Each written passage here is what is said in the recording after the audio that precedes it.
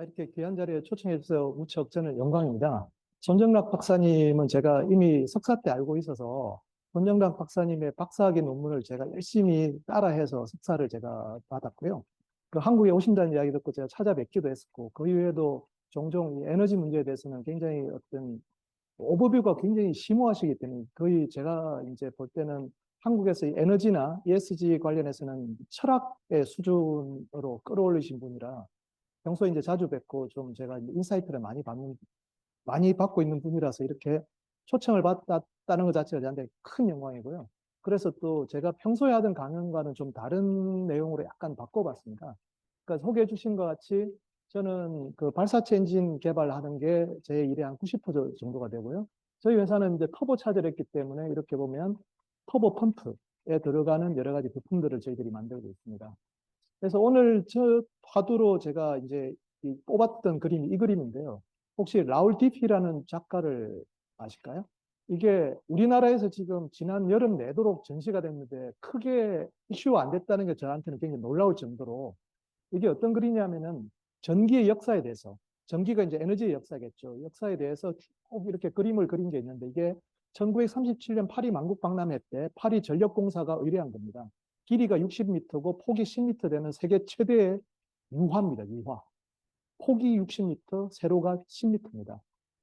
그런데 이게 너무 크다 보니까 전시할 수 있는 공간이 없어가지고 거의 버려져 있다가 라우디피가 그 판화로 만들었어요. 판화로 만든 작품이 전 세계에 이제 뿌려져 있는데 그 중에 두 점이 우리나라에 지금 와 있는 상태였고요. 어제 이제 여의도 더 현대가 그만두고 지금 이제 그 예술의 전당 한가람 미술관에 마지막 작품이 이제 9월 10일까지 전시가 되고 있어서 한번 보시면 좋을 것 같습니다. 여기 나오는 인물이 108명의 과학자가 있는데 한번 보시면 아르키메데스부터 시작해서 에디슨까지 거의 모든 이 에너지 역사에 대해 중요한 사람들이 다 나옵니다. 오늘 이제 이 주제를 가지고 제가 한번 이야기를 해볼까 하는데요.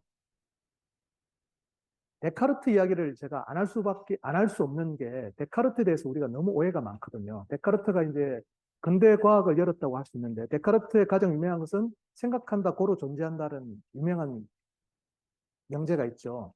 그 명제가 나오는 책이 방법서설로 알려져 있습니다. 근데 방법서설이라는 책은 생각보다 제목이 굉장히 깁니다. 보시면 이성을 올바르게 이끄는 방법, 이 방법에 실험들인 굴절과학, 기하학 등의 과학에서 진리를 찾기 위한 방법에 대한 논고입니다. 이게 원제목이에요. 근데 이 중에 서설이라고 불려요. 방법 서설이라면 서설은 76페이지고요. 나머지 굴절과학, 기하학이 413페이지입니다. 근데 놀랍게도 저게 출판된 게 1637년이니까 우리나라로 치면 이제 병자호란 때거든요. 지난 400년 동안 단 한 번도 413페이지가 우리나라에 번역된 적이 없습니다. 우리나라 철학자들은 앞에 있는 서문 76페이지만 번역해서 공부를 하고 있었어요. 근데 413페이지가 궁금하잖아요. 그래서 제가 찾아본 겁니다. 왼쪽이 이제 굴절과학인데요. 자, 데카르트 하면 항상 우리가 방법적 회의, 의심하라, 생각한다, 고로 존재한다고 하잖아요. 왜 의심을 했을까요? 그게 여기 나오잖아요. 인간의 망막은 상이, 상하, 좌우가 반대로 맺힙니다. 이미 알고 이렇게 썼잖아요, 지금. 그런데 인간은 어떻게 이 물질을 똑바로 섰다고 인식할 것인가? 인간의 뇌가 망막에 물리적으로 맺힌 상을 인위적으로 왜곡합니다. 인간의 뇌가 인위적으로 왜곡을 해야만이 물질이 똑바로 인식됩니다. 굉장히 모순적이죠. 그래서 방법적 회의라는 말이 나온 거죠. 그리고 오른쪽에 그 문제를 해결하기 위해서 이 사람이 레퍼런스 프레임이라는 걸 만듭니다. 그 이전까지 기하학은 자와 컴파스론을 했지만 여기부터부터는 좌표계라는 게 나오죠. 레퍼런스 프레임. 그래서 x제곱 플러스 y제곱 r제곱이라는 원의 방정식이 나오고 해석 기하학이 시작되면 지금 보면 원에서 이렇게 접선 같은 걸 막 그리고 있잖아요. 이게 처음으로 해석 기하학이 탄생되는 순간이 바로 저 방법 소설에 나오는 겁니다. 그래서 우리가 x, y, z 표결을 칼테시안 코디네이트라고 부르는 이유가 다르죠. 이렇게 이해하지 않으면 우리가 이 서양의 근대과학의 시작을 이해하기가 되게 힘든 것이죠. 자, 데카르트의 그럼 직업은 무엇일까? 데카르트는 의사였습니다. 의사였기 때문에 인간의 어떤 이 건강이라고 하는 것은 체액의 순환이 제대로 돼야 된다고 생각했던 것이죠. 보텍스라고 생각했던 겁니다. 그래서 의사 후배였던 프랑스 의사였죠. 프랑스 의사의 후배였던 케네가 이런 경제표라는 걸 만듭니다. 똑같이 한 국가의 경제가 건강하기 위해서는 왼쪽에 프로덕션, 농부가 생산을 해서 중간 상인이 그래야 한 다음에 오른쪽에 있는 소비자가 소비한 금액이 그 다음 해 농부 생산으로 들어가죠. 이것을 레버뉴라고 부릅니다. 우리나라 말로 매출이라고 하죠. 여기서 레버뉴라는 말이 탄생하고요. 이 현상을 갖다가 케네는 피조크라시라고 부릅니다. 데모크라시는 데모스, 민중에 의한 크라시가 지배죠. 그러면 피조크라시는 뭘까요? 물리학에 의한 지배? 여러분 사전 찾아보세요. 놀랍게도 우리나라 경제학자들은 이를 중농주의라고 번역합니다. 원래 의미랑은 너무나 떨어져 있죠. 물론 이걸 갖다가 이제 어렵게 하다 보니까 그런 오해가 있을 수도 있는데 불어로 설명을 이 사람이 케네가 뭐라고 했냐면 레스페어라고 했어요. 이거는 가만히 두랍니다. 이거는 번역이 제대로 됐어요. 자유방임주의. 그러니까 자유방임주의는 그냥 두다는 게 아니라 시장 경제가 제대로 하려면 막힌 곳을 뚫어주고 인체에 혈액이 제대로 순환되는 게 국가 경제에 굉장히 중요하다는 이런 식으로 이제 해석을 한 것이고 이렇게 해서 우리가 경제학이나 과학이나 데카르트의 철학이나 이런 것들을 통합적으로 이해해야 된다는 게 저의 기본적인 생각의 이제 골격이 되겠고요. 자, 그럼 라울 디피로 넘어가도록 하겠습니다. 이제 과학을 시작한 사람들이 갈릴레이부터 파스칼, 라이프니츠, 게리케, 뉴턴, 보일, 하이언스, 베르누이 우리가 아는 사람들이 여기 다 나오거든요. 근데 이제 제가 이걸 관람을 4번을 했어요. 4번을 했는데 도슨트 관람을 했는데 가르치는 그 도슨트 관람을 아무도 여기 있는 사람이 누군지를 모르는 거예요. 다빈치는 알죠. 근데 이제 보일, 하이언스 이런 이제 가면 헷갈리기 시작합니다. 이 많은 인물들을 어떻게 저 프랑스 화가는 일일이 100년 전에 그림으로 다 넣었을까? 이걸 좀 생각을 해봐야 됩니다. 자, 첫 번째 인물 파스칼. 파스칼 생각하는 갈 때 뭐 여러 가지 했겠지만 파스칼의 가장 큰 업적은 유체 정력학이라는 걸 만든 겁니다. 대기압의 크기를 정의했죠. 그래서 우리가 아침에 일어나면 기상예보를 볼 때만 헥토파스칼을 다 파스칼의 이름이지 않습니까? 이 사람의 근본적인 질문은 어디서 나오느냐? 메디치 가문. 피렌체의 수장이었죠. 그 사람이 갈릴레오 갈릴레이에게 질문한 게 있습니다. 우리 펌프 있잖아요. 수동식 펌프, 작두 펌프라고 하는 거. 그게 일종의 진공 펌프거든요. 그것을 하면 10m 깊이 이하의 물은 절대로 보일 수가 없습니다. 그것을 갖다 메디치 가문이 너무 궁금했던 거예요. 갈릴레한테 물어봅니다. 근데 그 제자가 토리첼리라는 사람이 그 실험을 성공하죠. 수원주로 해가지고 그 실험을 갖다 이어간 사람이 파스칼입니다. 10m의 그 수원주, 우리 소위 말하는 수두라고 하는 그 헤드라는 게 일기압차잖아요. 그 일기압차라는 게 얼마나 중요한지를 이 실험에서 밝힌 겁니다. 이 실험은 되게 중요합니다. 앞으로 우리가 에너지를 어떻게 획득하는에 대해서 굉장히 결정적인 힌트를 준 실험입니다. 그 다음 실험은 바로 이 사람입니다.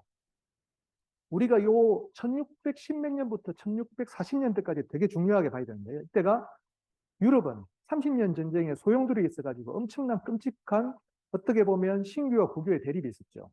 그 중에 하나가 마그데부르크라고 하는 신성 로마 제국이 탄생한 곳에서 끔찍한 학살이 됩니다. 인구의 92%가 죽고요. 99%의 건물이 초토화됩니다. 거기에 시장이 오토폰 게리케라는 사람이었어요. 이 사람이 이 도시를 재건하기 위해서 어떤 일을 하냐면은 이 도시를 다시 유명하게 만들기 위해서 기압 실험을 합니다. 우리가 알고 있는 마그데부르크의 방구라는 실험이 여기서 나온 겁니다. 1기압의 차가 10m의 수두를 만드는 거죠. 그 기압차의 위력이 어느 정도냐면 말 32마리가 끌어야만이 저 30cm의 방구를 뗄 수가 있었던 거죠. 우리가 살고 있는 이 기압이라는 이 환경이라는 것은 생각보다는 굉장히 가혹한 환경이라는 것을 실험으로 보여준 것이죠. 자, 이 기압이라는 건 굉장히 중요한 거죠. 자, 그 실험을 계속 이어간 사람이 보일입니다. 우리가 알고 있는 보일의 법칙이 여기서 나오는 거죠. 힘을 주면 압축된다. 그죠? 그 다음에 요 실험들이 어디까지 연결되냐면 봐도 베르사유 궁전에 있습니다. 이 이야기는 민태기 박사의 뇌피셜이 아니고 베르사유 궁전 홈페이지에 공식 홈페이지에 설명으로 되어 있습니다. 자, 과학은 권력이다. 그 이야기를 혹시나 들어보셨습니까? 과학이 어떻게 권력이 되는지. 베르사유 궁전의 홈페이지에 들어가시면 짐이 곧 국가다라는 말을 설명을 합니다. 이렇게. 이것은 제가 찍은 사진인데 베르사유 궁전에는 큰 운하와 엄청나게 높은 분수들이 있습니다. 이 당시에 이걸 갖다 어떻게 만들 수 있을까요? 이 당시에 펌프가 있었나요? 양수기가 있었나요? 이런 걸 만듭니다. 높이 162m에다가 하루에 3,200톤의 물을 올려가지고 그 낙차를 이용해서 분수를 솟아나게 만든 거예요. 자, 그러면 생각해 봅시다. 토리첼리의 실험이 왜 나왔죠? 파스칼의 실험이 왜 나왔습니까? 우리가 당시까지 있는 어떠한 펌프를 이용해도 10m를 못 올려요. 그죠? 162m를 어떻게 올릴 수 있을까요? 여기 보면 세너강에다 수차를 건설합니다. 그 에너지를 가지고 가압을 합니다. 그러니까 진공이라는 것은 1기압밖에 안 되는 거잖아요. 1기압의 기압차로는 올리는 게 10m밖에 안 됩니다. 근데 가압을 하면 수십 미터를 올 수가 있죠. 자, 그럼 162m면 16기압이 필요하죠. 16기압을 하면 그 관이 이 당시의 기술로는 못 버티고 터져버렸습니다. 그래서 지금 보면 3단계로 나눴어요. 5기압씩에 50m씩 올리는 거죠. 이게 지금 1684년에 만든 거예요. 최초의 가압식 펌프. 압력이라는 게 어떻게 에너지로 이용될 수 있는지 처음으로 만든 거죠. 똑같이 동시에 영국에서도 똑같은 현상이랍니다. 석탄갱이 자꾸 깊이가 깊어지니까 10m 밑에서는 물을 빼낼 수가 없어요. 그렇게 개발된 게 우리가 알고 있는 전기기관. 최초의 전기기관은 세이블이라는 사람이 만들었고, 그 다음에 개선된 전기기관은 뉴커먼이 만들었죠. 똑같이 이때 그 고민, 파스칼의 고민, 토리첼리의 고민, 메디치 가문의 고민들이 에너지와 환경에 대한 문제로 전이된 겁니다. 자, 그러면 이제 1680 몇 년에 일어났던 큰 사건 하나를 이야기하겠습니다. 뉴턴이라는 사람인데요. 이 그림은 제가 영국의 런던탑에서 제가 찍은 겁니다. 런던탑은 우리로 치면 이제 옛날에 우리 같은 덕수궁이나 창덕궁 좀 되겠죠. 지금의 영국 국왕은 버킹엄 궁에 살지만은 옛날에는 이제 런던탑에 있었거든요. 야, 그게 이제 뉴턴 그림이 있는 걸 보고 역시나 영국은 과학을 되게 숭상하는구나 했더니 웬걸. 왼쪽에 보면 아이작 뉴턴 앤드 더 민트라고 돼 있죠. 여기서 민트는 주화 주조소를 말합니다. 이게 무슨 이야기일까? 자, 이야기는 조금 이따 하고. 뉴턴은 이미 20대 때 중력 법칙의 대부분을 다 밝혀냅니다. 문제는 뭐냐면은 이 사람이 선배들하고 되게 친하게 못 지냈어요. 그래서 엄청나게 깨지고 케임브리지 대학에 칩거에 삽니다. 그리고 20년 동안 연구소에 빠져 살아요. 그때 새로운 영국 정부가 큰 문제에 빠지는데 그게 바로 혹시나 그레샴의 법칙이라고 들어보셨나요? 악화가 양화를 구축한다. Bad money drives up good money. 이게 이제 아까 피지오크라시랑 비슷한데 경제학자들이 되게 말을 어렵게 해요. Bad money가 뭐냐면은 은화는 은입니다. 은화를 찍어내면 그게 은이잖아요. 사람들은 테두리를 갉아냅니다. 갉아내면 그게 은가루죠. 그걸 파는 거예요. 그러면 액면가 10g짜리의 은화가 나왔는데 사실은 9g, 8g, 심지어 7g밖에 유통이 안 돼요. 이게 바로 bad money drives up good money입니다. 정부가 아무리 good money를 만들어내도 bad money만 유통된다는 거죠. 자, 왼쪽의 이야기가 그겁니다. 그걸 해결한 사람이 아이작 뉴턴이라는 거예요. 어떻게? 테두리에 삐끔을 이렇게 새겨놨죠. 테두리를 갉아내면 금방 알 수 있잖아요. 근데 그 아이디어를 누구나 낼 수 있죠. 누구나 낼 수 있어요. 근데 왜 못했냐? 그렇게 하면 주조 단가가 더 비싸져가지고 액면가랑 또 안 맞아요. 근데 이 사람이 20년 동안 뭐 했죠? 연금술. 그래서 지금 모든 자신의 수학적 방법을 이용해서 most efficiency method로 이걸 다 끝냈다는 거잖아요. 이게 지금 영국의 런던탑에 새겨진 뉴턴의 모습입니다. 자, 이렇게 해서 행복하게 살았다. 이런 게 아니고 이 뉴턴도 나중에는 그 주식 사기 사건에 빠져가지고 전 재산을 날리고 내가 그래도 전체 움직임을 계산할 수 있겠는데 인간의 광기는 모르겠다 이런 말을 남겼다고 합니다. 어쨌든 여기서 중요하게 하는 이 사람이 중력 법칙에 발견하는 그 프린키피아의 핵심적인 내용이 뭘까? 이겁니다. 다시 또 데카르트로 나옵니다. 데카르트는 의사였기 때문에 보텍스라는 어떤 유체 유동이 어떤 사물의 본질이라고 본 거잖아요. 그죠? 그래서 행성 운동도 똑같이 보텍스로 본 겁니다. 이게 사실은 이 철학의 원리라는 걸 또 철학자분들이 굉장히 오독을 많이 했어요. 제가 철학의 원리 읽어봤거든요. 처음부터 끝까지 행성 운행 법칙에 대한 이야기예요. 말은 철학의 원리. 그러니까 저 때는 자연 철학이 철학이었기 때문에 이렇게 된 거죠. 여기에 대해서 보텍스 이론을 갖다 비판하는 게 프린키피아입니다. 우리 또 프린키피아 잘 읽어보셨죠? 프린키피아 이번에 번역된 게 나왔거든요. 잘 읽어보시면 프린키피아는 3권으로 되어 있는데 2권이 데카르트 이론을 비판하는 겁니다. 자, 오른쪽에 있는 거죠. 점성유체, 우리가 이제 기계공학에서 잠깐 배우는 점성유체에 따르면 이게 고체 표면에서 거리가 멀수록 점성은 선형적으로 비례한다. 뭐 이런 게 있어요. 그래가지고 그 속도도 선형적으로 반비례하는데 그렇게 되면 어떻게 되냐면은 태양이 이렇게 회전했을 때 바깥쪽에 있는 게 느리게 흐르겠죠. 거리가 멀수록 느리게 흐르니까. 그게 선형적으로 반비례한다면 궤도 반경의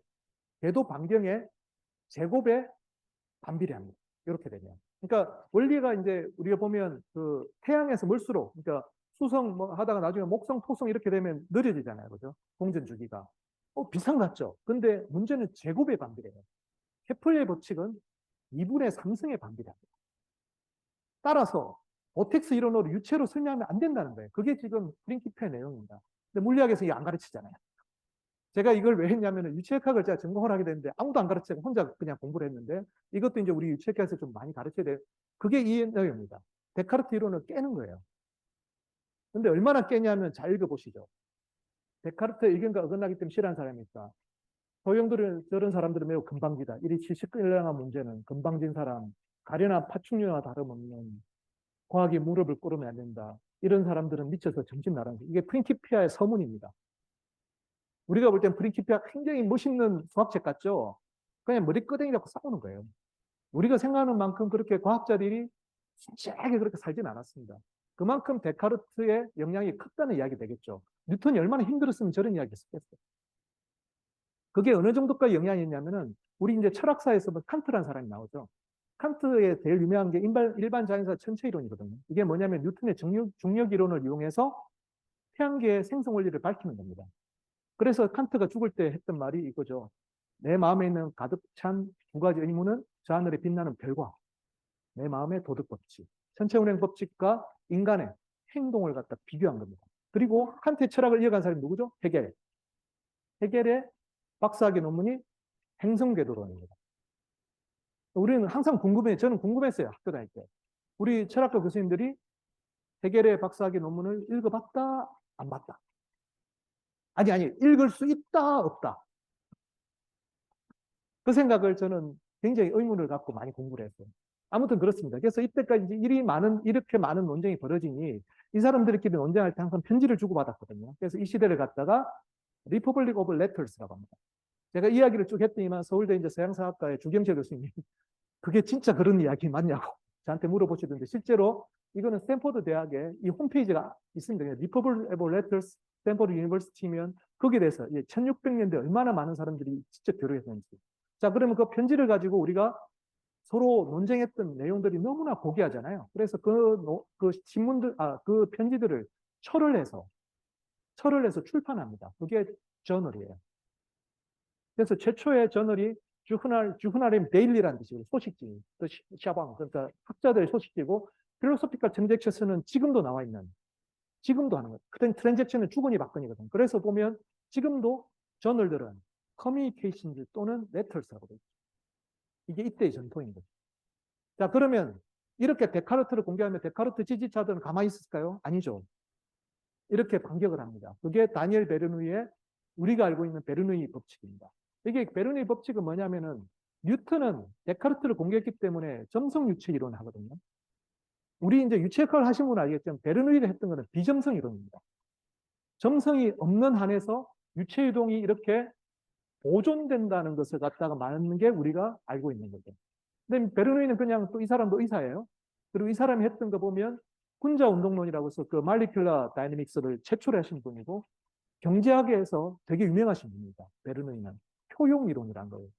그러니까 소위 말하는 한계 효용 법칙의 근간이 되는 걸 하셨고 심지어 백신을 왜 맞아야 되는지 전염병 확산 모델링을 최초로 하신 분이에요. 그래서 우리 작년에 팬데믹 때 보면 뭐 R0, 그 감염 재확산 지수 얼마 뭐 이런 거 기억나시죠? 그걸 최초로 하신 분입니다. 그때가 1700몇 년. 그런 것도 우리가 좀 알아볼 필요가 있는데 어쨌든 간에 데카르트 학파가 있고 그러면 데카르트 학파가 이렇게 뉴턴을 공개하면 뉴턴 학파는 가만히 있을까요? 또 이제 달랑베르라는 사람이 공격을 합니다. 우리가 알고 있는 백과사전, 그게 달랑베르와 디드로가 만들거든요. 그렇게 해서 달랑베르의 패러독스라는 게 있는데 그게 뭐냐면은 달랑베르의 비점성 이론을 또 공격하는 거예요. 그러니까 백과사전을 만들었던 이런 사람, 그리고 의사였던 베르누이, 아까 말씀드렸던 철학자, 이 사람들이 굉장히 서로 복합적으로 교류하고 하는 시대, 이 시대를 우리가 계몽주의 시대라고 부르는 것이죠. 이 시대를 우리가 이해하려면 지금 우리가 알고 있는 것처럼 그냥 수학만, 물리학만 또는 화학만 열심히 알아서 이런 게 아니라 복합적으로 우리가 알 필요가 있다는 것을 이 그림이 말해주고 있는 것입니다. 이미.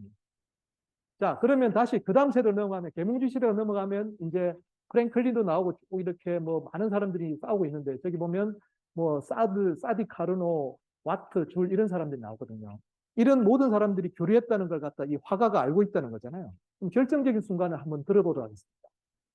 1776년에 애덤 스미스가 국분원을 만들고 1776년에 제임스 와트가 최초로 동작하는 증기기관을 만들고 1776년에 벤자민 프랭클린이 기초한 미국의 독립선언서가 발표됩니다.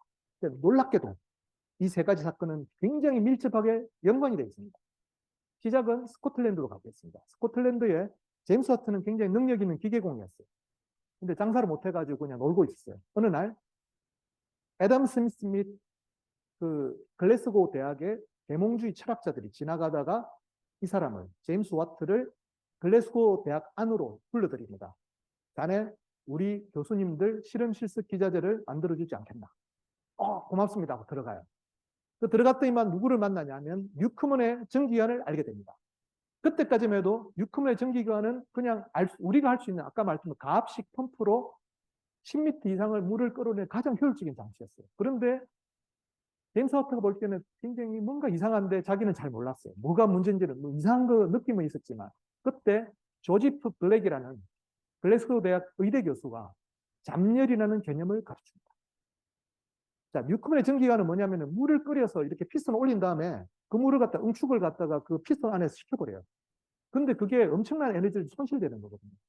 그걸 갖다 응축기를 밖으로 빼고 안에 있는 고압의 전기로서만 완복하게 만드는, 그러면 에너지를 엄청나게 세이브할 수 있어요. 그게 뉴크먼의 전기기관과 제임스 와트의 전기기관의 차이입니다.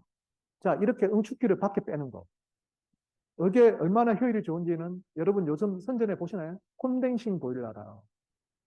콘덴서가 응축기입니다. 그러니까 이 상변화로 손실되는 에너지가 얼마나 큰지를 지금도 우리가 현실적으로 이용하고 있는 거예요. 에너지 효율을 위해서. 근데 그렇게 하려고 하니 제임스 와트가 알게 돼요. 당시의 기술로는 절대 만들 수 없다는 거.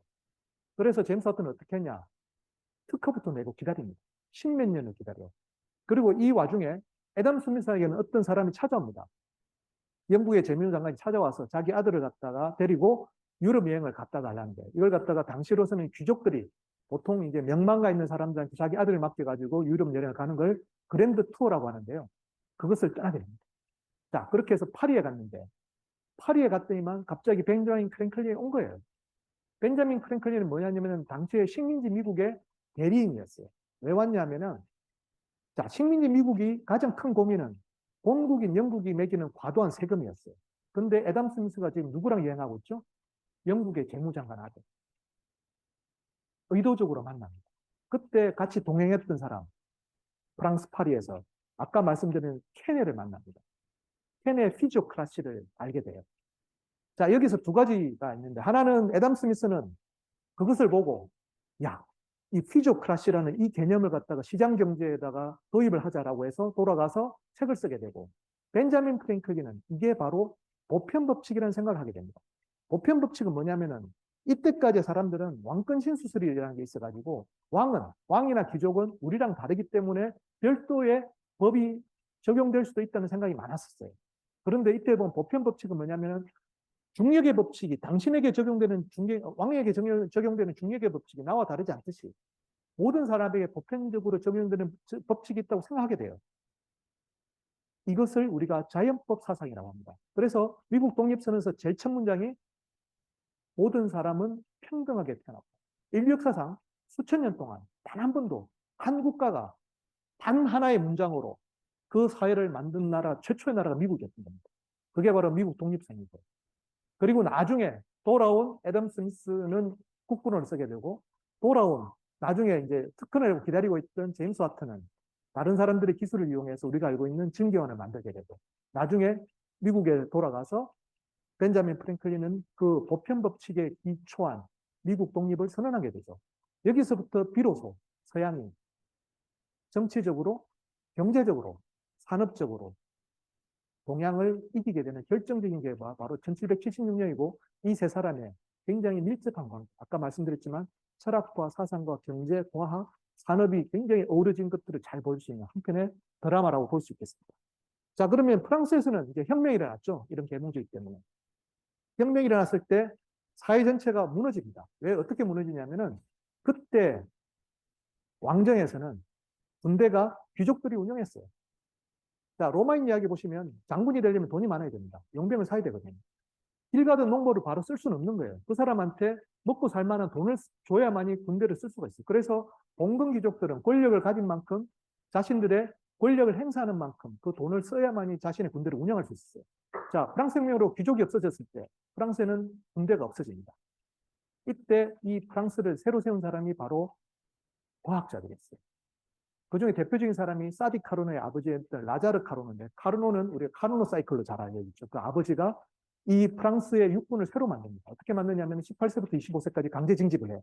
우리는 강제 징집이 편하죠. 편한 게 아니라 익숙하죠. 자, 서양에서 강제 징집을 하니까 무슨 일이 벌어졌나요? 러시아가 강제 징집한다니까 러시아 애들이 도망가가지고 이제 뗏목 타고 북한으로 도망가잖아요. 걔들한테 두려운 겁니다. 강제 징집. 자, 서양사에서 최초로 18세부터 25세까지 강제 징집된 게 프랑스 혁명 때 이후에 라자르 카르노에 의해서. 프랑스 육군이 6개월 만에 150만 명이 만들어집니다. 당시에 다른 나라는 육군이 몇만 명이 안 됐어요. 150만 명 그럼 왜 못 만들었냐? 아까 뉴턴의 이야기, 그 생각을 왜 못하겠어요? 뉴턴 이야기가 똑같은 겁니다. 못해서 못하는 겁니다. 자, 150만이 하루에 먹는 와인이 몇 병일까요? 150만 명의 군복을 어떻게 만들어요? 150만 자루의 총을 6개월 만에 어떻게 만듭니까? 논산올리스 애들 다 모아놓고 자, 군복하고 총을 각자 만듭니다. 이럴 수는 없잖아요. 150만이. 그걸 하기 위해서 학교를 만듭니다. 그 학교가 에콜 폴리테크닉이에요. 우리가 알고 있는 폴리테크닉하고 헷갈리시면 안 되는데 어쨌든 여기 폴리테크닉은 폴리는 다양한이고 테크닉은 다양한 기술입니다. 여기서는 물리학, 수학뿐만 아니라 광산, 토목, 심지어 뭐 주조 기술자 다 모읍니다. 그렇게 해서 갑자기 6개월 만에 불어난 그 사람들이 다 할 수 있게 총국민 총동원 체제를 여기서 만든 거예요. 그래서 이 사람들은 지금도 군복을 입고 교육을 받고요. 에콜 폴리테크닉은 전 세계 이공계에서는 가장 유명한 대학이죠. 노벨상만 30몇 명이 나왔던. 오른쪽에 보시면 그 목표를 보실까요? Pour la patrie, le chance et la gloire. La patrie, 조국, le chance, 과학, 그리고 영광을 위해. 이 학교의 목표입니다. 이게. 그리고 이 사람들은 군사훈련을 받고요. 전쟁이라면 최전선에 배치돼요. 근데 이게 그 소위 말하는 그 프랑스 이공계 최우수, 지금 같은 우리가 하면 카이스트쯤 되는. 그러니까 이 에콜 폴리테크닉 흉년에서 만든 대학이 스위스 치리공대고 MIT죠. MIT와 치리공대를 흉내내서 만든 게 우리 카이스트잖아요. 근데 시작은 프랑스 혁명 때 이렇게 만들었습니다. 그리고 졸업식 때는 군복을 입고 시간이 되는 거예요. 왜냐하면 그게 이 학교를 만든 모토니까. 그렇게 해서 프랑스 혁명 100주년에 1889년에 에펠탑이 만들어지거든요. 이거 제가 찍은 사진인데 에펠탑에 보면 사분면에 70명의 과학자들이 금으로 새겨져 있습니다. 근데 그 상황을 보세요. 꿀롱, 라그랑지, 라보제, 몽듈, 라플라스, 르장드르, 푸리에, 앙페르, 포아송, 나비에, 코리올레 거의 우리 교과서에 다 나온 사람이잖아요. 근데 그 모든 사람들이 에콜 폴리테크닉 출신. 프랑스 혁명이 그렇게 만들어졌고 그렇게 해서 에콜 폴리테크닉이 만들었고 그렇게 해서 우리가 에펠탑을 세우겠다는 것을 한복판에 세운 겁니다. 그렇기 때문에 이 전통이 있기 때문에 아까 라울 디피라는 프랑스 화가가 60m나 되는 프랑스 전력공사가 의뢰한 그 그림에다가 108명의 과학자를 다 넣을 수 있는 거죠. 그 사람들은 예술하는 사람들이나 모든 사람들은 이 단연히 과학자들의 역사를 다 알고 있는 거예요. 그 사람들이 왜 그렇게 했는지도 다 알고 있는 거예요. 그게 우리랑 차이가 좀 있습니다. 반면 또 영국은 대중과학도 했어요. 프랑스는 중앙집권적으로 했다면 이거는 우리한테도 시사한 바가 많은데 영국 왕립병원 로얄 인스티튜션이라고 있습니다. 이 사람들은 어떻게 했냐면은 왕립은 왕이 만든 것 같잖아요. 그게 아니고 이름만 썼고요. 실제 운영 비용은 전부 다 과학자들이 부담을 하는데 어떻게 부담을 하느냐. 지금 이름같이 과학 콘서트를 열었어요. 오페라가 입장권을 팔아가지고 오페라단을 유지하듯이 이 사람들은 재미있는 실험을 지금 엉덩이 사로 뭔가 가스가 나가죠. 여러분이 생각하는 그 가스 맞습니다. 그런 실험을 한 거예요. 그 실험을 한 사람이 지금 토마스 영이잖아요. 토마스 영은 저 사람도 의사입니다. 의사인데 우리가 영을 어떻게 알고 있죠? 영스 모듈러스를 알고 있죠. 고체 역학. 그리고 영의 간섭 실험이라고 해서 빛의 파동을 정리한 사람이죠. 그리고 토마스 영은 이집트 상형 문자를 해독한 사람입니다. 대충 저 정도 해야 의사 되는 거예요. 그렇죠? 어쨌든 간에 험프리 데이비 이런 사람들이 이런 것들을 했던 이유는 뭐냐면은 이것들을 입장권을 팔아서 이 과학재단을 운영한 거예요. 여전히 이 과학재단은 여전히 있습니다. 여전히 이 대중과학 공연을 하고 있고요. 그 최초의 아이디어를 낸 사람이 저기 있는 럼퍼드 백작이라는 사람. 자, 이 과학 공연을 계속 이어간 사람이 마이클 페러데이라고 유명한 크리스마스 렉처를 이렇게 했게 돼요. 자라나는 어린이를 위한 렉처를 했는데. 자, 그러면 이 아이디어를 처음 럼포드 백작에 대해서 잠깐 제가 설명을 하려고 합니다. 럼포드 백작은 에너지 문제에 대해서 고민을 많이 한 사람이에요. 럼포드 백작이 왜 백작이 되냐면은 이 사람이 독일에 가서 기아 문제를 해결하래요. 왜 어떻게 해결했냐면은 요 부엌이라는 게 부엌. 부엌의 구조. 자, 평민들이 당시에 놀랍게도 유럽 사람들은 집에서 요리를 못 해 먹었어요. 상상이 안 가시죠? 18세기까지 평민들은 부엌이라는 게 없었어요. 키친이라는 단어가 없었습니다. 그 평민들이 쓸 수 있는 부엌을 처음 만든 사람이 럼포드 백작이에요. 왜 그러냐? 우리는 아궁이라는 게 불을 떼는 게 난방과 요리가 병행돼 있잖아요. 유럽은 없었습니다. 그걸 최초로 만든 사람이 이 사람이에요. 그런 이렇게 구조를 이 책은 제가 직접 럼포드 백작이 쓴 책을 제가 봤는데 요 구조를 우리 같으면 너무나 편한 구조인데 이 구조를 자기가 키친 브레인즈라고 말해요. 우리가 알고 있는 부엌 구조를 처음 만든 사람입니다. 그래서 지금도 요리 도구로 하면 가스레인지, 전자레인지란 말 쓰죠. 그게 최초가 이 사람, 럼포드 백작이라는 분입니다. 그리고 이 부엌 구조로 만든 다음에 기아 문제를 해결하기 위해서 숲 키친이라는 걸 만들어요. 이것도 재밌는데 아까 제가 이제 번역 몇 가지를 말씀드렸죠. 그 피지오크라시라는 얘기죠. 숲 키친 지금 사진 한번 찾아보세요. 어떻게 나오는지. 숲 키친은 무료 급식소입니다. 놀랍죠. 왜냐하면 이 사람이 큰 들통에다가 이런 구조를 만들어 가지고 감자숲을 만들었거든요. 이때까지 서양 사람들은 감자를 안 먹었어요. 최초로 감자를 먹게 만든 사람 럼포드 백작이에요. 기아 문제를 해결해요. 그 기아 문제를 해결했기 때문에 럼포드한테 백작 칭호가 주어진 겁니다. 그리고 거기서 끝나지 않아요. 그래서 이제 요리를 하려고 하니까 쉽지가 않잖아요. 저런 그 아궁이 구조를 저렇게 입식 부엌으로 만들었잖아요. 우리는 이제 좌식이지만 입식 부엌으로 만드니까 이 들통을 하면 에너지 열 효율이 안 좋아요. 밖으로 새는 게 많으니까. 그래서 그 후라이팬을 납작하게 만들기 시작했어요. 그 주철팬으로. 우리가 알고 있는 주철 후라이팬을 처음 만드신 분이에요. 그래서 팬쿡이라고 또 찾아보시면 팬쿡 좋아하는 요리책 보면 시조가 럼포드 백작이라고 있어요. 여기서 끝나지 않습니다. 자, 이게 아궁이가 이제 난방이 끝나면 여열이 남았잖아요. 그래서 여기다가 양고기를 넣어둡니다. 60도밖에 안 되는 데서 12시간이 지나니까 그게 저온으로 익게 되죠. 그래서 저온 요리법이라고 합니다. 그것을 영어로 수비드라고 하죠. 수비드 공법의 창안자입니다. 이 모든 걸 갖다가 우리가 과학적인 지식을 이용해서 요리를 한다고 해서 분자 요리라고 하거든요. 분자 요리 학회에 가시면 창시자가 럼포드 백작을 나와요.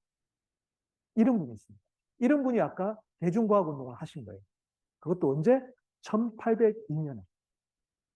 이 정도가 돼야만이 그때는 과학자라고 말할 수 있는 거죠. 에너지, 환경을 다 고민하신 분들이거든요. 사출 성형, 플라스틱이 어떻게 나왔을까요? 코끼리를 아끼려고. 코끼리 보호를 위해서. 당구공을 코끼리 상하로 만들잖아요. 코끼리 한 마리를 만들면, 한 마리를 잡으면 당구공이 8알이 나왔다고 합니다. 그러면, 그러니까 이때 뉴욕에서 문제가 생긴데, 뉴욕 시민들이 쓸 수 있는 당구공을 갖다가 만들려면 코끼리 몇 마리 죽여야 되죠? 황당하잖아요. 그래서 뉴욕에 있는 그 당구협회에서 현상금을 겁니다. 그걸 대체하기 위해서. 당공을 대체하기 위해서 만든 게 우리가 아는 셀룰로이드죠. 그러니까 최초의 고분자 플라스틱 합성이 만들어집니다. 웨슬리 하이아트라는 사람이 그걸 갖다가 하기 위해서 사출 성형을 합니다. 우리가 알고 있는 플라스틱은 환경과 자연을 보호하기 위해서. 지금 거북이 코에서 플라스틱이 나왔다고 고민할 게 아니고, 원래는 플라스틱은 그렇게 버리면 안 되는 거죠. 플라스틱은 오래 가고 환경을 보호하기 위해서 버리면 안 되는 겁니다. 그래서 이제 종이를 쓰자고 하잖아요. 종이를. 근데 종이는 묻으면 안 됩니다. 왜 그럴까요? 이게 우리가 지금 잘못 이해하는 게 많은데요. 종이를 묻으면 메탄이 발생합니다. 메탄은 이산화탄소보다 30배 정도의 온실효과가 커요. 종이는 태우는 게 정답이에요. 근데 종이를 태우지 않고 자꾸 뭐 플라스틱은 땅에 묻어도 썩자. 우리 이런 이해를 하면 안 되거든요. 그래서 이런 표를 제가 한번 만들어 왔는데, 한번 제가 조선일보에 했던 건데요. 여러분 혹시 그 한참을 간다라는 단어가 어디서 나오는지 아십니까? 한참을 간다. 한참을 간다. 제가 진돗개를, 예? 역참 대답하였습니다. 감사합니다. 제가 한번 20번째 강의를 했는데 처음으로 답을 드렸습니다. 한참이 역참의 길입니다. 왜 그러면 한참이 12km쯤 되는데 왜 그렇게 했을까요? 말이 생각보다 지구력이 없어요. 제가 집에서 진돗개를 키우는데 진돗개가 빠르죠. 오래 못 갑니다. 오래 못 가요. 지구력이 없어요. 말이 오래 못 갑니다. 계속 말을 바꿔줘야 돼요. 그래서 그때 고민이면 19세기 말에 고민이면 서양에서 고민이 마차가 계속 말을 바꿔줘야 되는 거예요. 근데 말의 온실가스 효과가 1년에 지금 20kg쯤이거든요. 근데 메탄가스가 20kg거든요. 그죠? 그러면 이산화탄소로 환산하면 연 600kg쯤 됩니다. 자, 자동차 한 대가 지금 아반떼나 소나타가 1km 달릴 때 얼마 정도 이산화탄소 나오는지 아세요? 100g이 안 나옵니다. 600km가 나오려면 6000km를 달려야 나오는 거예요. 근데 아반떼나 소나타가 몇 마력이죠? 200마력쯤 됩니다. 200마리의 말을 썼는데 이 말 한 마리보다 훨씬 적은 에너지를 쓰는 거예요. 어떻게 보면 인간은 계속 지금 우리가 교통이라고 자꾸 교통 운송이 문제라고 하지만 약간의 역발상을 할 필요가 있습니다. 너무 많은 에너지를 소모하다 보니까 온실가스 효과가 나오는데 사실은 만약 그 정도의 교통량을 갖다가 말이 담당했으면 정말로 골치 아픕니다. 이제. 그게 아니라 소달구지를 했으면 더 크죠. 지금 보면 젖소나 안 그러면 유구 때문에 굉장히 온실가스 효과가 되게 크거든요. 그렇다고 해서 이제 그 내연기관이 옳다는 것보다는 우리가 너무 많은 지금 오해를 하다 보니까 자꾸 종이는 잘 썩는다. 썩으면 안 된다니까요. 종이를 썩게 만들면 안 되는 거예요. 메탄이 발생하기 때문에. 똑같이 우리가 가축을 기르는 시대로 가자는 것은 굉장히 지금 보면 제가 알기로는 온실가스의 가장 큰 게 아마 캥거루하고 낙타로 제가 알고 있는데 지금 사막에서 이제 호주에서 난리가 났습니다. 그래서 캥거루 죽이고 막 이러잖아요. 낙타 잡고 이러고. 생각보다는 동물이 있던 환경으로 가는 것보다는 지금의 기술을 이용하는 게 더 나은 겁니다. 훨씬 나은 쪽으로 지금 발달하고 있는 거예요. 까르보나라. 까르보나라 좋아하시죠? 까르보나라가 어원이 뭔지 아세요? 예. 카본입니다, 카본. 원래 까르보나라는 저렇게 시커먼 후추를 뿌리는 걸 까르보나라고 해서 저게 숯가루처럼 보인다고 해서 이태리 말로는 까르보나라라는 것은 카본입니다, 카본. 석탄이 얼마나 중요한지를 우리 생각을 한번 보실까요? 여기 보면 여러 사람들이 나오는데요. 여기 보면 파슨즈라고 하시는 분 아시나요? 이게 터빈 발전기를 처음 만드신 분이고요. 저기에 괴테라는 분도 계십니다. 이게 괴테가 왜 나왔을지 궁금하실 텐데, 괴테가 여기 보면 뭔가를 들고 있잖아요. 그래서 제가 이제 자세히 확대해서 해봤는데, 이 사람이 괴테가 했던 말이에요. 나는 기술자가 될 거야. 물리와 화학을 배울 것이다. 그러니까 괴테가 아까 전기의 역사에 있는 이유가 저 때문입니다. 괴테는 스스로 과학자라고 기술자라고 생각했던 거죠. 자, 그러면 이게 파슨즈 이야기로 조금 넘어가기 위해서 제가 잠깐 했던 건데, 파슨즈에 대해서 최초로 언급된 우리나라의 기록을 제가 찾다가 엊그저께 이제 광해준비하러 찾은 건데, 이게 1931년 동강이라는 잡지에 나온 겁니다. 31년이면 거의 90년 전이잖아요. 근데 보실까요? 석탄이 다 없어진 고갈되면 대체 에너지는 뭘까? 그죠? 오른쪽에 잘 보시면 여기 보면 대체 에너지로서는 이게 잘 안 보이는데 지열, 조력 쭉 나오다가 태양열, 원자력이 나옵니다. 이게 지금 1931년 잡지예요. 근데 내용을 잘 보실까요? 위에 보면 풍력에 대해서 쓰는데요. 자, 풍차를 돌리면 파슨스, 아까 이야기처럼 이렇게 큰 에너지를 얻을 수 있는데 그렇게 되면 맑은 날, 바람이 안 부는 날에는 또 발전을 못 하잖아요. 우리가 지금 겪고 있는 에너지 가능성의 문제를 이미 1931년에 하는 거예요. 그러면 남는 에너지를 가지고 물을 갖다가 전기분해해서 수소와 에너지를 저장하는 게 하는 거예요. 그리고 그걸 액체 수소에다가 담겨놓으면 얼마나 좋을까라고 1931년에 이야기하고 있습니다. 그리고 아래쪽이 지금 원자력 에너지. 여기 말하는 보면 지금 수소를 갖다가 붕괴시켜가지고 헬륨을 만들자니까 핵융합이죠. 지금 1931년 잡지 이야기예요. 어떻게 보면 우리 조상들의 제가 오늘 책도 찾았는데 조상들의 과학이 어느 정도까지 갔는지 전혀 우리가 모르고 있을 수도 있습니다. 지금은 이걸 거의 다 실현을 하고 있잖아요. 거의 다 굉장히 가깝게 다 실현을 하고 있잖아요. 그래서 1931년에 했던 말처럼 수소는 에너지 밀도가 가장 높습니다. 대신에 다루기가 어렵죠. 그런 이야기가 이미 30년대인데 더 중요한 거는 하나 아까 까르보나라에 나오는 그 부분이 다 여기 있습니다. 이 근처에 있는데 여기 보면 팻이라고 있어요. 팻. 팻이 그러니까 우리 지방이 왜 있냐면은 에너지를 저장하는 거의 석유와 가까운 수준의 에너지 밀도를 가지고 있는 거예요.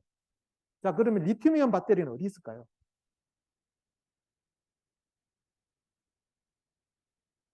화석 연료의 100분의 1이 안 됩니다. 자, 그러면 전고체 배터리가 나오고, 그죠? 막 하면, 성능이 30% 향상됐다. 10배가 향상돼도 못해요. 10배가 향상돼도 너무 모자란 거예요. 이제 우리가 생각을 좀 많이 해봐야 됩니다. 그래서 공차 줄량이 지금 몇 톤씩 되잖아요. 전기차가. 그러니까 안 된다기보다는 우리가 이 현상을 갖다 정확하게 이해하지 않으면 이 문제를 해결하기가 100년 전에 우리 조상들보다 이해를 덜 하는 거예요. 왜 우리가 액체 수소 이야기를 하고 하는지에 대해서 조상들은 이미 다 이야기하지 않았습니까? 이 리튬이온 배터리로 뭔가 에너지를 담겠다는 거는 특히나 저같이 하는 비행체로 들어가면 이거 들고 다니야 되잖아요. 자동차는 그나마 톤 단위로 움직이면 관성력으로 움직이지만 비행체는 거의 불가능하거든요. 이런 이야기를 우리가 다뤄야 되는 겁니다. 자, 그래서 보시면 그 브루스타가 왜 온도가 빨리 안 끓을까? 뻔한 겁니다. 액화를 시킨 그 액화 LNG를 우리가 들고 다닐 수는 없거든요. 위험하거든요. 가정에 소비되는 그는 이제 가스가 다 기화된 거잖아요. 그럼 무한정 쓸 수 있기 때문에 화력을 올릴 수 있습니다. 근데 LPG나 부탄가스는 액화 온도가 되게 낮기 때문에 그걸 갖다가 우리가 담고 다니는 것들은 굉장히 적은 에너지를 넣을 수밖에 없어요. 생각보다 에너지를 담을 수 있는 아까 에너지 밀도라는 건 심각한 문제입니다. 금방금방 소진돼요. 물론 부탄가스 중에 굉장히 화력이 좋게 만든 게 있습니다. 급속 화력으로 하는 부탄가스 그 에너지가 따로 팔아요. 그 브루스타 중에. 그거는 10분도 못 씁니다. 왜냐하면 많이 소모해야 되죠. 그러니까 우리가 이 석탄 화력이나 안 그러면 이런 걸 봤을 때 에너지 밀도의 관점에서 보지 않으면 우리는 100년 전에 조상들이 생각했던 고민만큼도 지금 못 갈 수도 있고 계속 리튬이온 배터리만 생각을 하면 생각이 너무나 편협해질 수 있다는 걸 말해주는 것이죠. 그래서 결국 우리가 자연을 갖다가 잘 이제 봐야 되는데요. 인간이 왜 지방에다 저장할까? 지방이나 이런 것처럼 탄화수소만큼 그만큼 에너지를 저장할 수 있는 게 아직까지 없었던 겁니다. 그래서 보면 이 에펠탑만 보셔도 생각할 수 있는데 에펠탑이 왜 철골이라고 부르냐면은 뼈대거든요. 에펠탑이 그냥 한 게 아니고 이게 외부는 되게 튼튼하게 돼 있고 안으로 들어가서 승물게 만들었습니다. 여러분 집에서 이제 집에서 사골곰탕 잘 안 끓이시죠? 그래 보면 인간의 뼈나 모든 동물의 뼈가 외부는 튼튼하고 안에 골수로 들어가면서 승걸죠. 그게 통뼈가 되면 튼튼할 거지만 통뼈가 되면 밀도가 굉장히 올라갑니다. 모빌리티 관점에서 너무나 낭비가 심해요. 근데 실제로 보면 외부만 튼튼하게 만들고 내부로 가면 갈수록 숭글게 만드는 거. 그게 굉장히 효율적인 게 당시에 그 에펠탑을 설계했던 헤클랭이라는 사람이 인체 해부학을 하다가 발견한 것들을 에펠탑에 적용합니다. 그래서 이 이야기를 제가 방송에 한번 했더니 논란이 끓여야 되는데 실제로 에펠탑을 담을 수 있는 실린더 같은 큰 통을 만들었을 때 그 실린더에 들어가는 공기 무게보다 에펠탑의 철골의 무게가 가볍습니다.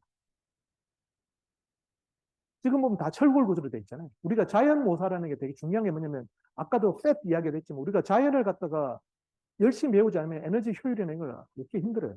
에펠탑이 저게 324m거든요. 그 다음에 아랫변의 함 길이가 125m인데 에펠탑 저 철골을 다 녹이면 125m 정사각형에 몇 센치 정도로 높이 올라갈까요? 저 철골을 다 녹이면. 불과 6cm가 올라갑니다. 그만큼 효율적인 거예요. 그게 인간의 뼈를 묘사해서 그렇습니다.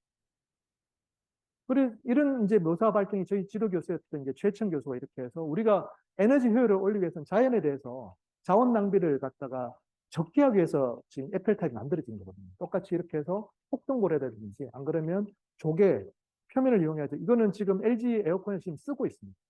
에너지를 이렇게 절약하는 방법이나 안 그러면 이런 식으로 가야지 이런 식으로 가면 안 됩니다. 이 테슬라가 굉장히 에너지 기업인 같은데 테슬라가 AI 데이 발표할 때 깜짝 놀랐어요. 지금 보면 트레이닝 머신, 우리 좀 머신 러닝 하는 거 있잖아요. 머신 러닝 하는 걸, 그러니까 자율주행을 위해서 테슬라가 인공지능 개발하고 있거든요. 그게 타일 하나가 지금 이 사람들은 아무렇지도 않게 이야기해요. 15kW였습니다. 요만한 타일. 요만한 게. 15kW면 200마력이거든요. 이걸 아무렇지도 않게 되면 지금 15kW가 근데 쓴다는 게 아니고 그만큼 이렇게 희수로 낭비된다는 거예요. 인공지능 학습하는 거. 그래서 이걸로 이렇게 만들었대요. 하나의 패널을. 2000A라는 게 어느 정도 크길까요? 아무렇지도 않고 100kW 쓰는 걸 아무렇지도 않게 생각합니다. 저 인공지능 학습하기 위해서. 우리가 좀 생각을 해봐야 되거든요. 그러니까 인간은 저렇게 에너지를 많이 쓰지 않아요. 알파고가 쓰는 에너지하고 인간이 이세돌이 썼던 이세돌은 커피 한 잔 마시고 10시간 동안 대곡하는 거거든요. 근데 그때 저 알파고 쓰던 에너지가 얼마나 됐습니까? 수백 킬로와트를 쓰는 거예요. 이게 맞냐 이거죠. 아까 제가 말하고 차를 비교해 드렸는데 차가 잘못된 게 아니고 우리가 너무 많은 에너지를 지금 아무렇지도 않게 쓰고 있으면서 이 환경을 고민한다고 이야기하는 게 이게 좀 약간 모순적이라는 거죠. 우리가 이제 다이어트가 왜 안 될까요? 인간은 비스켓 하나 먹으면 10km를 걸어가거든요. 오른쪽에 만약 우리가 개처럼 기어다닌다고 생각해 보면 절대 못 갑니다. 지쳐서. 사족보행이 그만큼 에너지가 이제 인간이 왜 이족보행을 했냐면 그렇게 하면 이 관성 비틀림을 이용해서 훨씬 에너지 효율이 좋거든요. 휴머노이드 로봇이 나왔다는 게 중요한 게 쟤들이 얼마나 에너지를 소모하는지 보자고요. 쟤는 지금 두뇌가 없잖아요. 저기다 아까 뭐 200kW짜리 넣을 거예요, 지금. 넣어서 지금 리튬이온 배터리를 어떻게 할까요? 인간이 지방 1kg도 겨우겨우 버티는데 걔는 어떤 에너지를 조절할까요? 이거를 갖다 통합적으로 사고하지 않고 과연 AI, 자율주행, 로봇의 시대가 진짜 올까요? 로봇이 되려면 무선으로 돼야 될 거 아니에요. 지가 자연적으로 자기 에너지가 있어야 될 거 아니에요.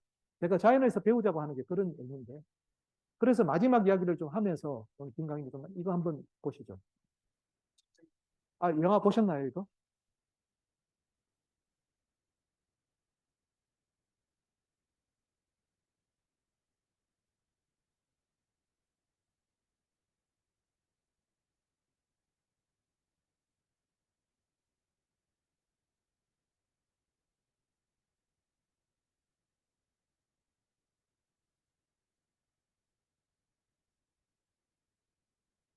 이 장면입니다. 이 장면에 저는 되게 놀랐는데, 제가 왜 놀랐냐면, 신문을 보고 있잖아요. 신문이 이 신문이거든요. 괴뢰군 돌연 남침을 기도. 그죠? 왼쪽에 혹시 국력은 과학력 보이십니까?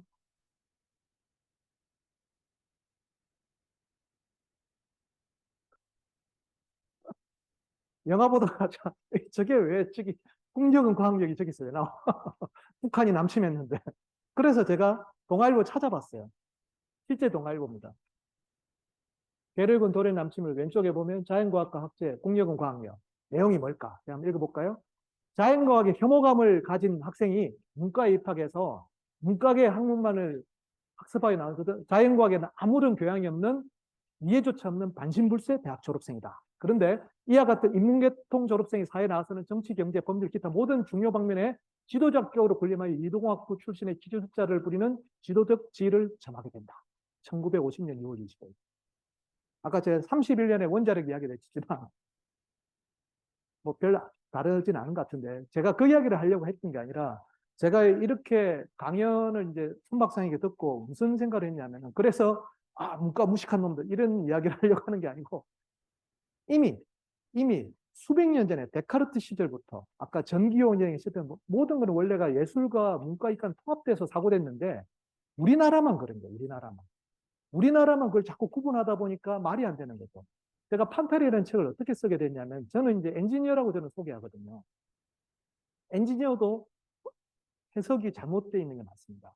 엔지니어는 엔진을 만드는 사람이지 않습니까? 근데 엔진이라는 것은 시커먼 연기 나오고 불을 내뿜는 게 아니에요. 엔진의 어원을 찾아보시면 인제니움입니다. 그러니까 인제니어티, 독창적인 것들이 엔진이라고 해요. 이렇게 해석하지 않으면 어떻게 금색 엔진이 엔진입니까? 금색 엔진이 왜 엔진이죠? 프로메테우스라는 영화가 있는데 보면 인간을 창조한 사람을 찾아가잖아요. 창조한 그 피조물이 뭐냐면 엔지니어라고 그래요. 그러니까 서양 사람들은 엔지니어라고 하면 크리에이터라고 이해합니다. 새로운 걸 만들어내는 사람들. 근데 우리는 엔지니어 하면 갑자기 막 기술자 이런 생각할게. 그게 아까 괴테가 썼잖아요. 자기 기술자 되고 싶다. 기술자 되고 싶다면 창의적인 사람이 되고 싶다는 뜻이죠. 괴테가 지가 뭐 공장에서 일하고 싶다는 이야기 썼을지는 않았을 거 아니에요. 여기에 대한 이해가 없으니까 우리가 서로서로의 소통이 없는 거죠.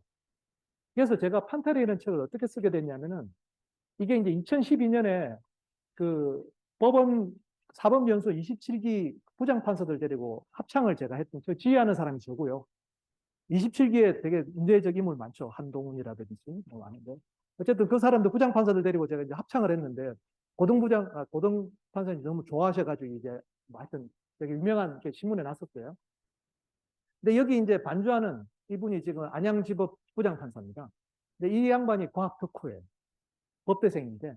그래서 둘이 항상 이렇게 음악 이야기도 하고 뭐 옛날 군산지법에서 밤새 막 피아노 치고 놀기도 했는데 이 양반이 제가 이렇게 하는 이야기를 듣고 임 박사님 책 글을 꼭 책으로 내보고 싶다고 그래가지고 첫 번째 그 판타레이 책을 쓸 때 그 사이언스 북스라는 그 출판사를 연결해 주신 분이 이분이에요.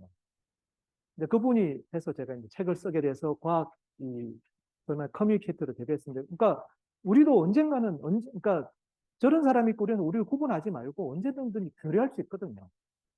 교류할 수 있고 앞으로의 이제 여러분 세대에서는 좀 더 포괄적으로 이 폭넓은 시야를 가지면 우리가 그 사람들하고 훨씬 나눌 수 있는 내용은 많을 것 같아요. 그렇게 많이 기후위기라든지, 안 그러면 에너지 문제를 갖다가 좀 이렇게 오픈 마인드로 접근을 하지 않고서 자꾸 이거 환경 문제로만 치안해 버리면 너무 재미가 없어질 것 같습니다. 그게 이제 저의 마지막 메시지고, 이제 긴 강연 이렇게 좀 마치도록 하겠습니다.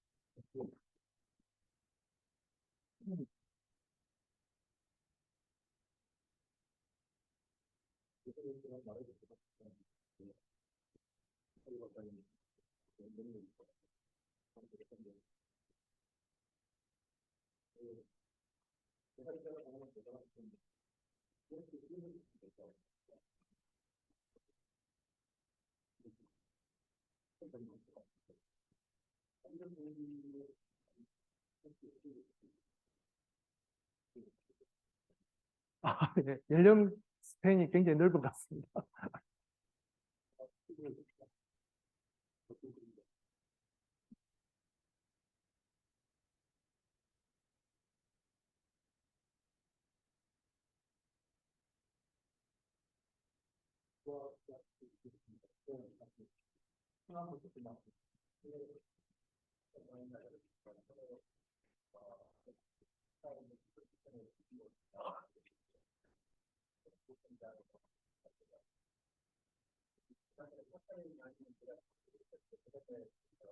아, 예.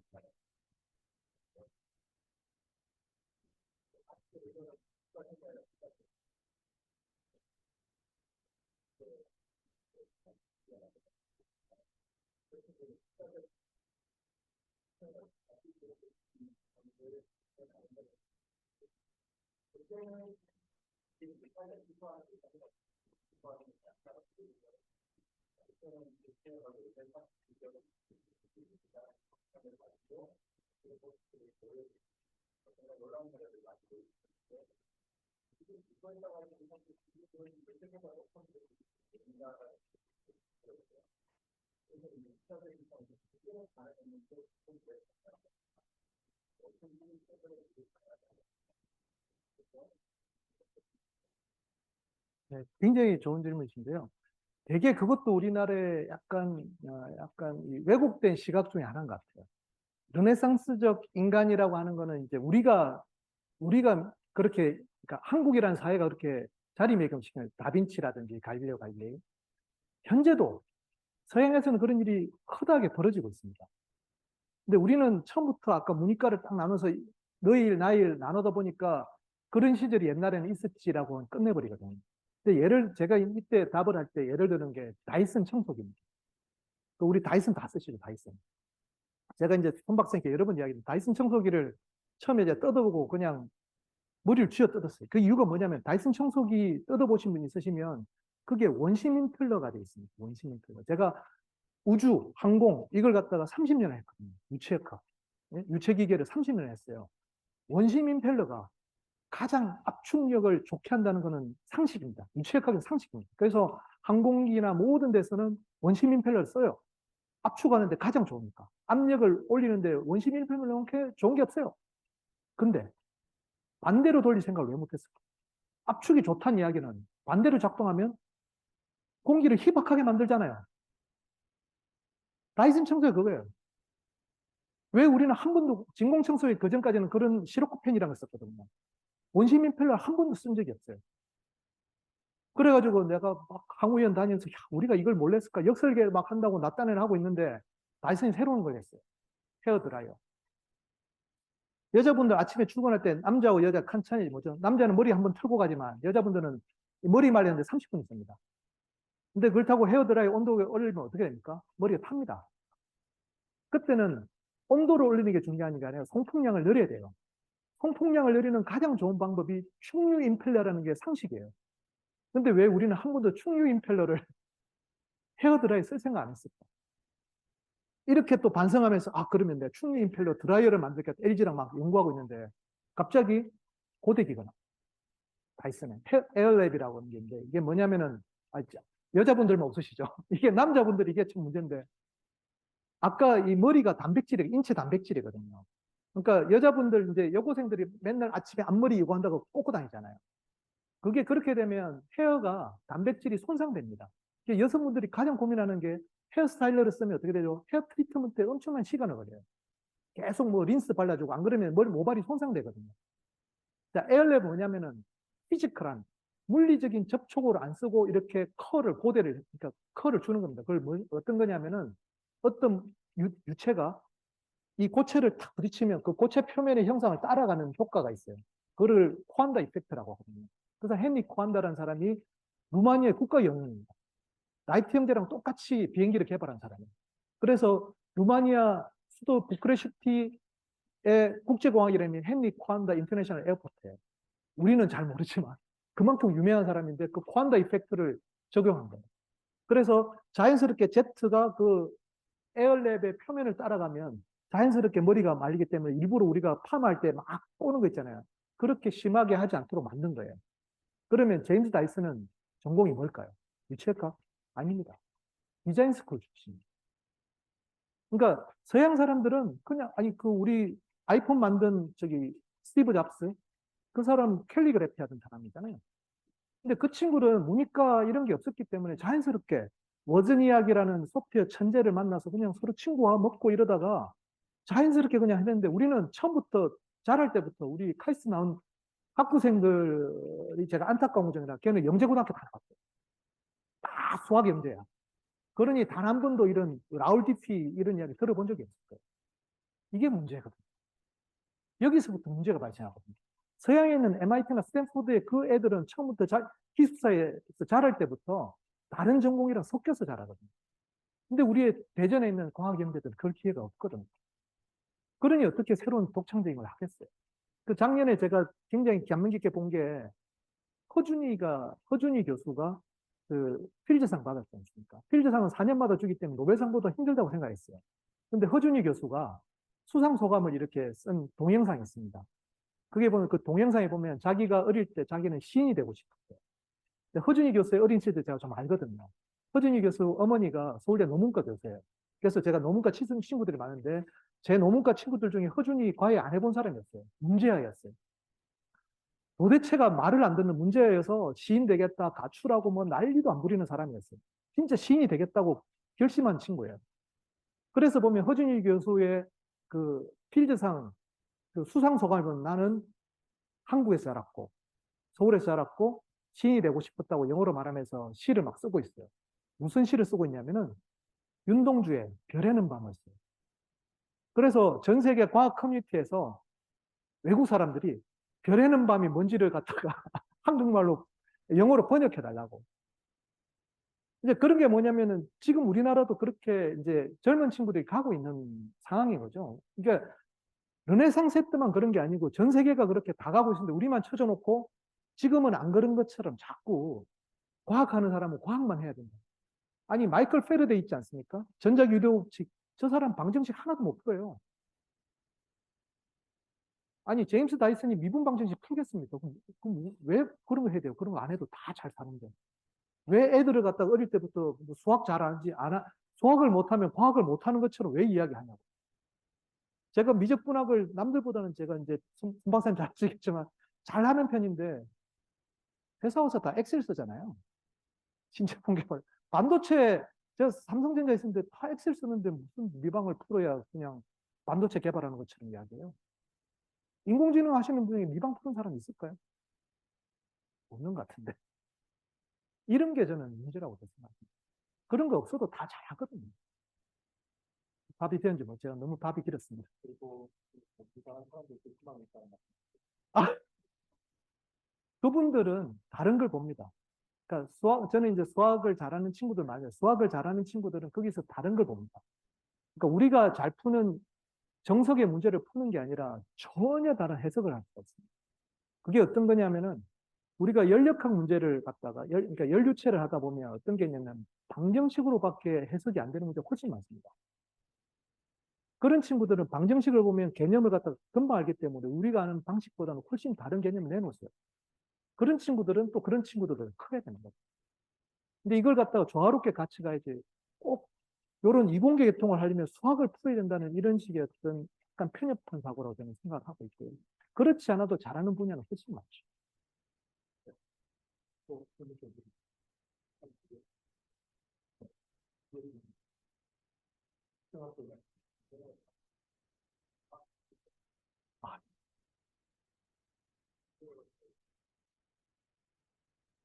아, 예, 감사합니다. 예. 아유, 감사합니다.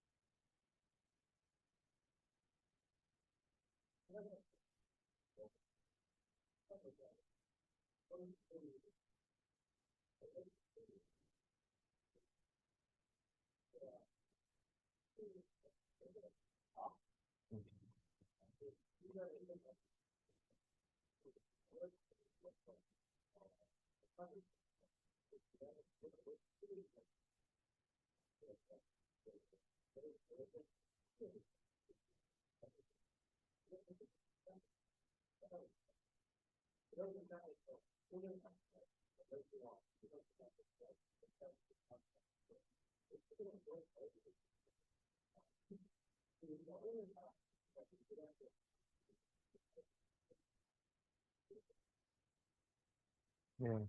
근데 중요한 말씀을 해준 두 번째 문제부터 제가 말씀드리려고 하고요. 두 번째 문제가 뭐냐면 우리나라가 좀 심한데 이 과학 계통에 계신 분들이 선비 사상이 세세요. 내가 똑똑하고 굉장히 좋은 이론을 냈고 좋은 어떤 솔루션을 가지고 있다면 누군가 나를 찾아오겠지. 이거부터 우리가 좀 빨리 우리 과학계가 좀 버려야 된다는, 그러니까 적극적으로 사람들한테 아까 저기 1800년에 럼퍼드 백작이 그러니까 자기가 숲 티칭도 만들고 결국은 대중과학을 하기 위해서 자기가 로얄 인스티튜션을 만들어가지고 대중과학 운동을 했지 않습니까? 근데 저분이 굉장히 유명하신 분이에요. 그냥 우리가 대중과학 운동이라고 하면 보통 애들 데리고 앉아서 막 비커 실험하는 것 같죠. 저분이 럼퍼드 메달이라는 걸 만드셨는데 노벨상이 탄생해진 거는 세계 최고의 과학상입니다. 그 정도의 분들이 이제 대중과 소통을 하는 게 권력이거든요.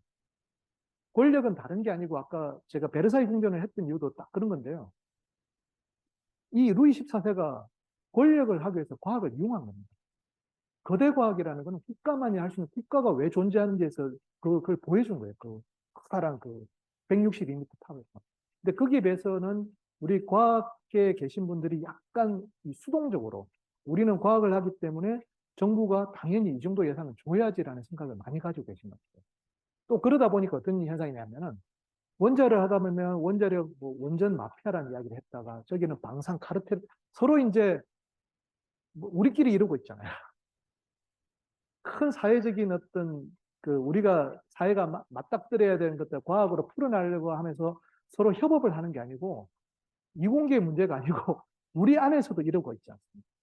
이게 뭐냐면은 약간 우리가 이 성리학적 세계관에서 이어진 약간 과학 커뮤니티의 문제라고 저는 약간은 많이 보고 있어서 그거는 앞으로 우리 다음 세대들한테 우리가 좀 그렇지 않도록 대중과 적극적으로 호흡하면서 정책과 권력을 더 진짜 과학기술정책대학원 하셨잖아요.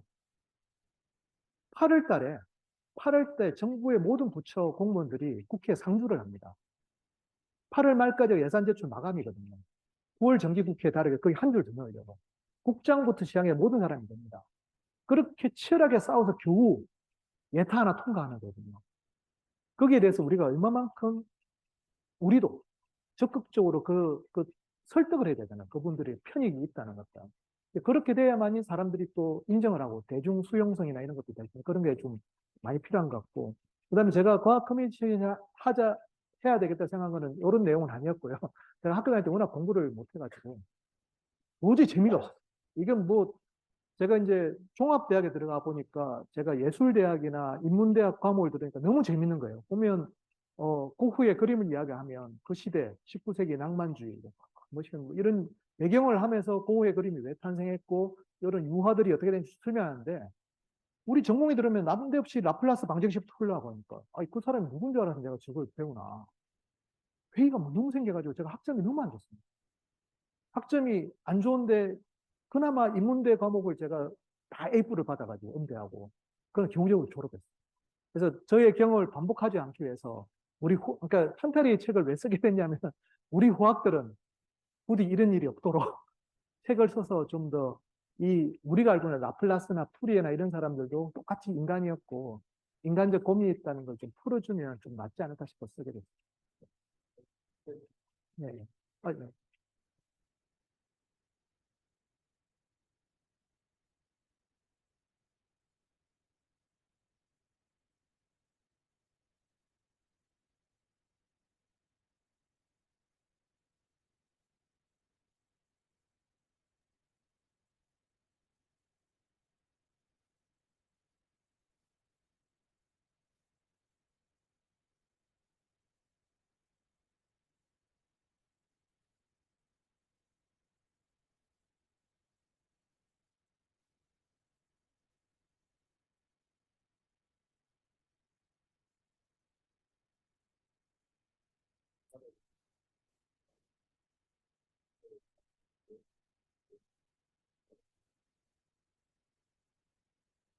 과학사 책은 판타리가 제일 좋을 것 같고요. 아예 그냥 뭐 농담 반 진담 반이고요. 그런 책이 잘 없어가지고 제가 쓰게 된 거라서. 근데 그 강연을 제가 실제 7위 공대에서 했거든요. 근데 저기 스위스 교수님들 되게 좋아하셨어요. 처음에 몇 명 안 들어올 줄 알았는데 한 200명 들어오셨는데 은퇴한 명예교수까지 다 들어왔다고 하시더라고요. 그래서 할아버지 백인들이 쫙 앞에 앉아 계셨는데 어떻게 보면 저 입장에서 떨리죠. 어떻게 보면 샘 오치리가 한국 와서 태권도 강연하는 것 같은 느낌이. 근데 이제 되게 좋게 들어주셨고 똑같은 이야기를 그리고 그분들이 했던 이야기가 있습니다. 자기 지도 교수 정도 수준까지는 이런 어떤 통합적인 이야기가 많이 됐는데 지금 못하는 게 좀 아쉽다고 하시면서 그 서양에서도 그런 과학사적 흐름이 좀 많이 끊긴 것 같아요. 그래서 제가 책을 그때 꼭 써야 되겠다고 결심하게 된 계기였기도 하고 그거보다는 그냥 지금 이제 그 석사과정 분이 하시는 일을 하다 보면 보입니다. 내가 관심 있으면 보입니다. 관심 있으면 그 사람을 파고 싶고 그 사람을 파다 보면 그 사람에 연관된 사람들이 또 떠오르고 하다 보면 다 알게 되고요. 처음부터 오버뷰를 다 가지기보다는 자기 전공을 열심히 파다 보면 에너지와 환경 문제를 하다 보면 거기에 관련된 모든 사람을 알게 되면 결국은 다 연결이 될 거예요. 저는 오히려 지금의 대학원생들은 오버뷰를 가지기보다는 깊이 파고드는 게 더 중요한 시기라고 저는 생각을 합니다. 아, 수학 전공이 있어요. 아유, 대단하십니다.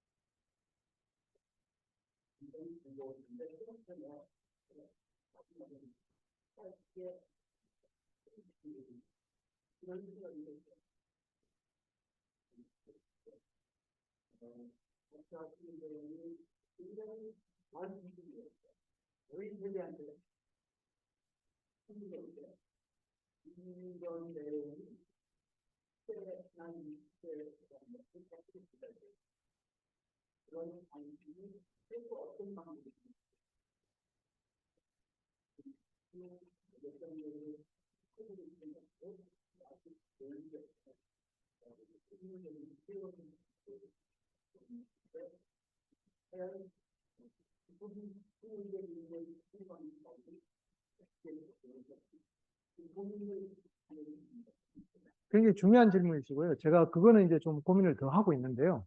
예를 들어서 아까 패러데이 제가 이야기를 잠깐 했지 않습니까? 그분이 그 고민을 하셨거든요. 1825년에. 어떤 고민을 했냐면은 크리스마스 날에, 크리스마스 때, 그때 부모들은 다 아이들 데리고 서커스 공연 가는 게 관례였대요. 근데 패러데이가 그때 크리스마스 렉처를 하겠다고, 과학 강연을 하겠다고 했거든요. 남들이 다 말렸어요.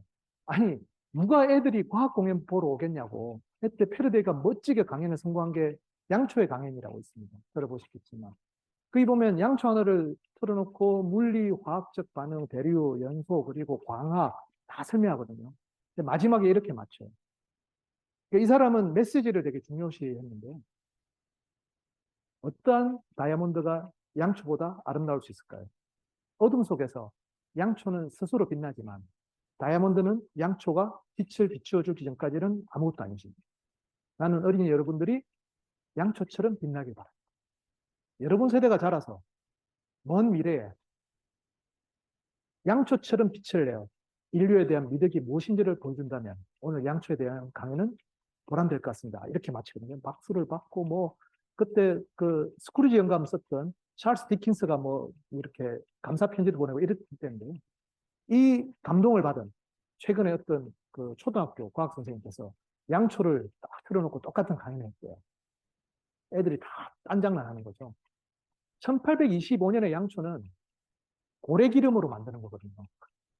고래 잡아야 나오는 시대의 양초나 지금은 베스킨라빈스 생일 케이크 파티할 때 쓰는 양초랑 같지가 않거든요.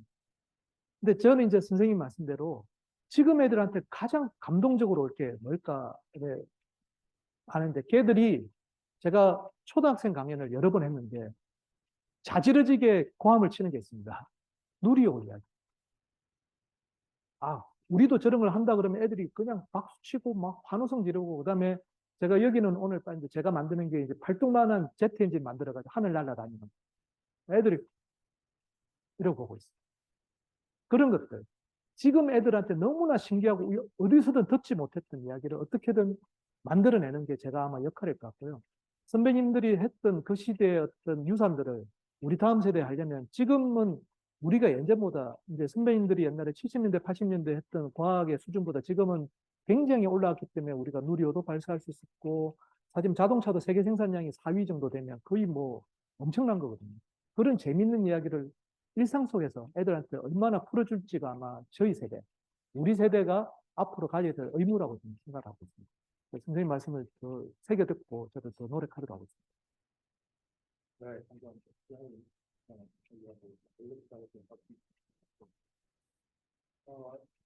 일단 우리 인터뷰 것는 감사드립니다. 저는 참고 제가 원래 제가 정확히는 스튜디오에 어때 이런 것들을 많은 분들이